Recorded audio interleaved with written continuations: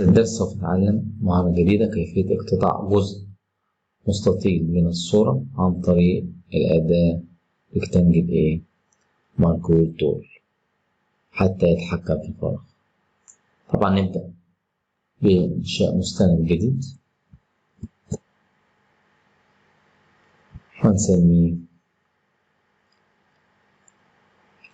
اقتطاع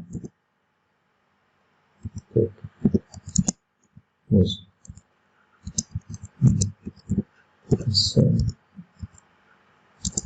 ودمج صورة أخرى. بعد طبعا بالنسبة لي يكون 1280 720 100 خلفية بيضاء. أوكي. ثم نأخذ الأمر قائمة فايل، نأخذ أمر بليس، ثم نختار صورة منظر طبيعي بإنتر، ثم نحدد هذه الصورة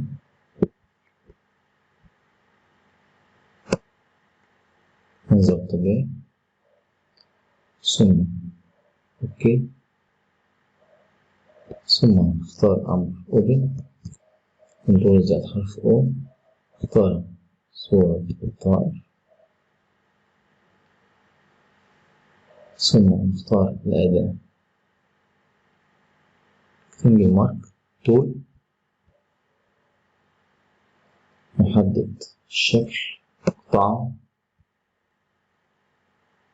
عن طريق الأمر كنترول زائد حرف إكس، نزل الصورة الأخرى المنظر الطبيعي، ثم نضغط كنترول زائد في بيست، نأخذ الأداة موف، نحرك الصورة في الشكل المناسب، ثم نأخذ معلم الخيار لير، ثم نأخذ الوضع باركي،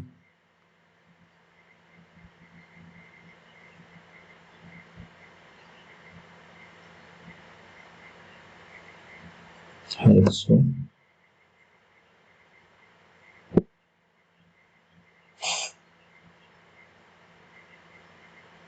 ثم نأخذ الأداة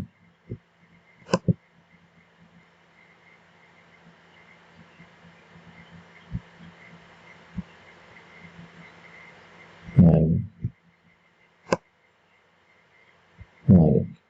وعد هذا الخطوط،